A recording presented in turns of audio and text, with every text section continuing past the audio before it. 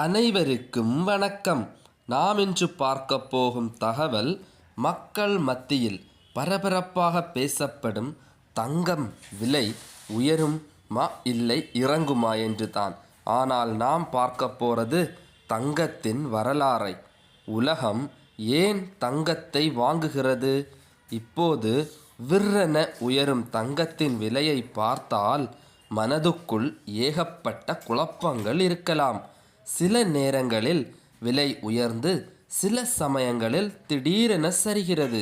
சாதாரண மனிதர்கள் இது திருமண காலம், சந்தை ஏற்ற இறக்கங்கள் என்று நினைக்கிறார்கள். ஆனால் உண்மை நிலைமை ஆழமானது, பயமுறுத்துகிறது. இது தங்கம் வெள்ளியை பற்றியது மட்டுமல்ல, இது உலகின் வல்லரசுகளுக்கு இடையிலான கண்ணுக்கு தெரியாத போரின் கதை.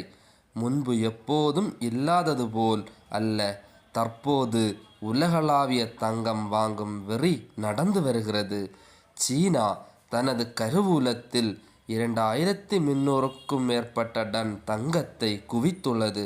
இந்தியாவும் சளைக்கவில்லை, சுமார் 900 டன் இருப்பு வைத்துள்ளது.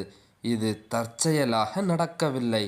அமெரிக்க அதிபர் ட்ரம்பின் ஆக்கிரமிப்பு கொள்கைகள் குறித்த பயமும் அமெரிக்க டாலரின் ஆதிக்கத்தில் வளர்ந்து வரும் நம்பிக்கையும் இதற்கு பின்னால் உள்ள உந்து சக்திகள். உலகம் இப்போது காகித டாலர்களை விட மஞ்சள் உலோகத்தை நம்ப ஆரம்பித்துள்ளது. முழு விஷயத்தையும் புரிந்து கொள்ள நாம் வரலாற்றில் கொஞ்சம் பின்னோக்கி சுமார் 8000 ஆண்டுகளுக்கு முன்பு செல்ல வேண்டும். அப்போது ரூபாயோ டாலரோ இல்லை. மக்கள் விவசாயம் செய்து பண்டமாற்று முறை மூலம் செயல்பட்டனர்.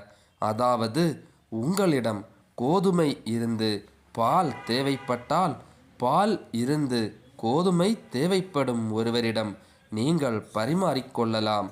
ஆனால் இது ஒரு சில சிக்கல்களை முன்வைத்தது. சில நேரங்களில் தேவைகளை பொருத்துவது கடினமாக இருந்தது. பின்னர் கிமு 3000 ஆண்டில் பொருட்கள் பணம் வெளியிடப்பட்டது. பார்லி, கம்பளி, வெள்ளி போன்ற பொருட்கள் பணமாக பயன்படுத்த தொடங்கின.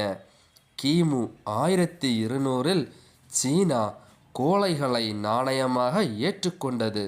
கிமு 600இல் துருக்கிய மன்னர் தங்கம் மற்றும் வெள்ளி நாணயங்களை அறிமுகப்படுத்தினார். இருப்பினும் நாணயங்களின் எடையை எடுத்து செல்வது கடினமாக இருந்தது. சீனா இந்த பிரச்சனையை தீர்த்து சுமார் 1000 ஆண்டுகளுக்கு முன்பு உலகிற்கு காகித நோட்டுகளை அறிமுகப்படுத்தியது. சீன மக்கள் தங்கம், வெள்ளியை டெபாசிட் செய்து காகித நோட்டுகள் ஈடாக பெறுவார்கள். காலம் சக்கரம் சுழன்றது. 19ஆம் நூற்றாண்டில் உலகம் தங்கத்தரத்தில் இருந்தது. அதன் விதிகள் எளிமையானவை. ஒரு நாடு தங்க இருப்புகளில் எவ்வளவு பணத்தை வைத்திருக்கிறதோ அவ்வளவு பணத்தை மட்டுமே அச்சிட முடியும். அந்த நேரத்தில் பிரிட்டனின் பவுண்ட் ஸ்டெர்லிங் உலகின் தலைவராக இருந்தது. இது உலக வர்த்தகத்தில் 60% பங்கை கொண்டிருந்தது. ஆனாலும் முதல் மற்றும் இரண்டாம் உலகப் போர்கள் பிரிட்டனை முடக்கின. போரை எதிர்த்து போராட பிரிட்டன் பாகுபாடற்ற முறையில் பணத்தை அச்சிட்டு தங்கள் விதியை மீறியது. மறுபுறம் அமெரிக்கா புத்திசாலித்தனமாக விளையாடியது. ஐரோப்பா எரிந்து கொண்டிருந்த போது அமெரிக்கா தங்கத்திற்கு ஈடாக ஆயுதங்கள், உணவு மற்றும் மூலப்பொருட்களை விற்பனை செய்து கொண்டிருந்தது. காலம் மாறியது. இரண்டாம் உலகப் போரின் முடிவில் உலகின் 2/3 பங்கு தங்கம் அமெரிக்காவின் கருவூலத்தில் இருந்தது. 1944ஆம் ஆண்டில் அமெரிக்காவின் பிரிட்டன் வியூட்ஸ் 44 நாடுகள் சந்தித்தன. அமெரிக்கா மிகப்பெரிய தங்க இருப்பை கொண்டிருப்பதால் உலகில் உள்ள ஒவ்வொரு நாணயத்தின் மதிப்பும் இப்போது டாலரால் தீர்மானிக்கப்படும் என்றும் டாலரின் மதிப்பு தங்கத்தால் தீர்மானிக்கப்படும் என்றும் $35 ஒரு அவுன்ஸ் தங்கம் என்று ஒப்புக்கொண்டனர். அங்கிருந்து டாலர் உலகின் உலகளாவிய நாணயமானது. அமெரிக்கா உலகின் தலைவராக மாறியது. ஆனால் அதன் சக்தியை நிரூபிக்க வியட்நாம் போன்ற போர்களில் தண்ணீரைப் போல பணத்தை செலவிட்டது. அமெரிக்கா தங்கத்தை விட பல மடங்கு அதிகமாக டாலர்களை அச்சிடும் சூழ்நிலை ஏற்பட்டது. மற்ற நாடுகள் சந்தேகப்பட்டன. எங்கள் தங்கத்தை எங்களுக்கு திருப்பித் தரவும் என்று கூறி அவர்கள் தங்கள் டாலர்களுடன் அமெரிக்காவிற்கு வரத் தொடங்கினர். அமெரிக்காவின் தங்க இருப்பு குறையத் தொடங்கியது. பின்னர் 1971 அமெரிக்க அதிபர் ரிச்சர்ட் நிக்சன் உலகையே அதிர வைக்கும் ஒரு முடிவை எடுத்தார். அமெரிக்கா இனி டாலருக்கு தங்கத்தை மாற்றாது என்று அவர் அறிவித்தார். வரலாற்றில் இது நிக்சன் அதிர்ச்சி என்று அழைக்கப்படுகிறது. டாலர் தங்கத்தால் ஆதரிக்கப்படாததால் அன்றே மதிப்பற்றதாக மாறியிருக்க வேண்டும்.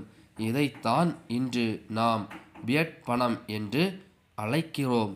அதாவது அரசாங்கத்தின் நம்பிக்கையை மட்டுமே நம்பி செயல்படும் பணம். டாலரின் மீதான நம்பிக்கை குறையத் தொடங்கியது.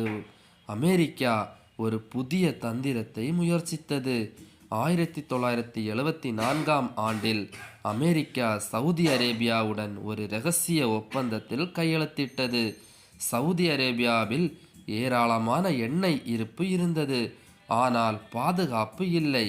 நாங்கள் உங்களுக்கு ஆயுதங்களையும் பாதுகாப்பையும் வழங்குவோம்.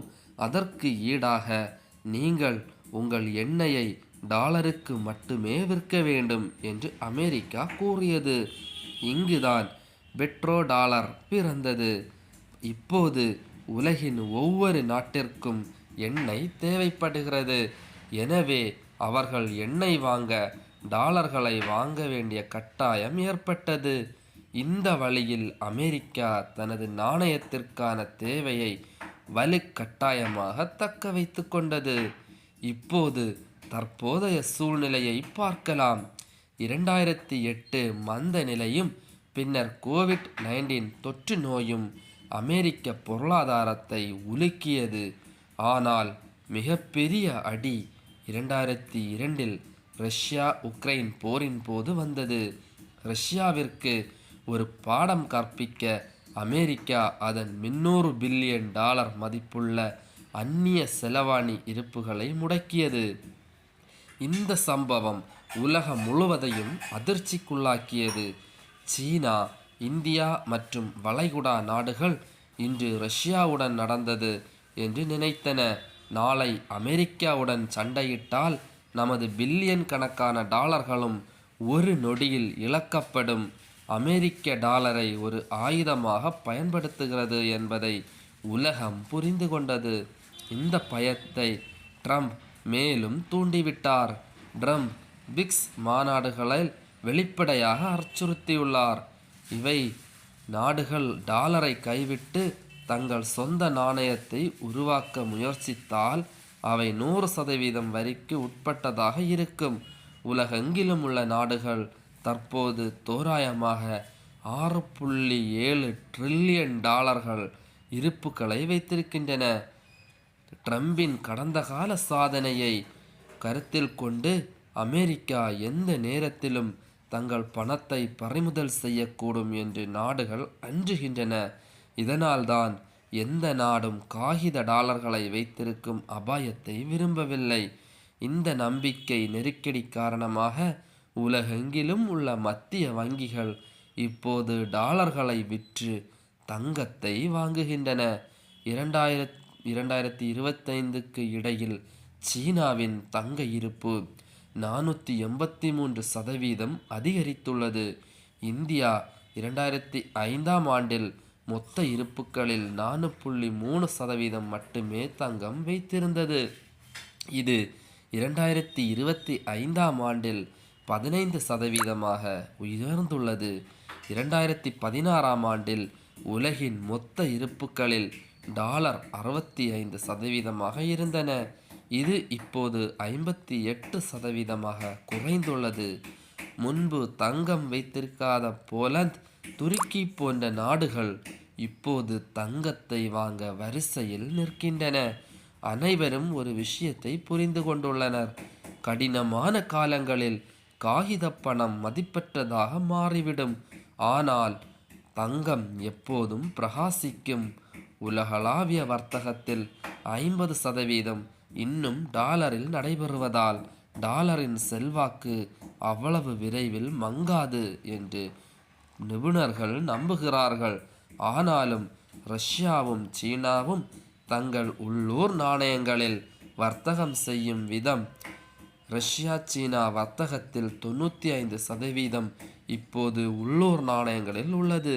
நிச்சயமாக டாலரின் ஆதிக்கத்திற்கு சவால் விடும் நிகழ்வாகவே பார்க்கப்படுகிறது. வரவிருக்கும் காலங்கள் நிச்சயமற்ற தன்மைகளால் நிறைந்திருப்பதால் ட்ரம்ப் தனது விருப்பப்படி முடிவுகளை தொடர்ந்து எடுத்தால் உலக பொருளாதாரம் கொந்தளிப்பில் சிக்குவது உறுதி. அதுவரை ஒவ்வொரு நாடும் பாதுகாப்புக்காக முடிந்தவரை தங்கத்தை சேமித்து வைக்க விரும்புகின்றன. இதுதான் அமெரிக்காவின் முதல்நிலை நாடும் தங்கத்தின் நிச்சயமற்ற நிலையும் வருவதற்கு முக்கிய காரணமாக இருக்கின்றன.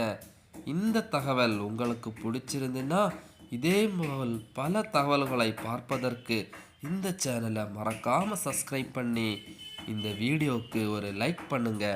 நன்றி.